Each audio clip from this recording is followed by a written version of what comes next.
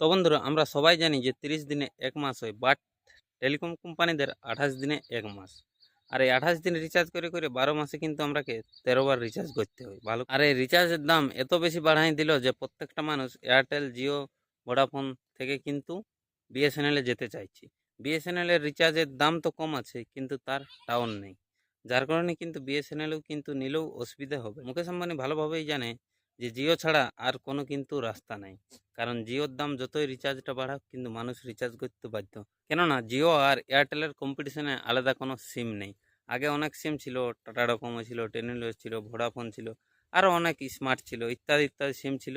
তখন কিন্তু টক্কর দেওয়ার ছিল, বাট তারা তো সবাই ডুবে গেছে। কেননা জিও এমনভাবে প্ল্যান শুরু করে নিয়েছিল যাতে ওইগুলা সবাই ছেড়ে জিওয়ে আসতে বাধ্য করেছে। আর জিও আসতে বাধ্য করেছে, যার কারণে কিন্তু জিও ছাড়া এখন আর অন্য কোনো পথ নাই, যার কারণে রিচার্জের দাম বাড়াই যাচ্ছে। যারা যারা ভাবছে যে বিএসএনএল আসবো, বিএসএনএল কিন্তু আসে কোনো লাভ নেই। কেননা তার তো টাওয়ারেই নেই। তো আপনি ফোন করবেন কিভাবে, না নেট চালাবেন কিভাবে? কারণ বিএসএনএল হচ্ছে সরকারি, আর সরকারি জিনিসের অবস্থা তো বুঝছই।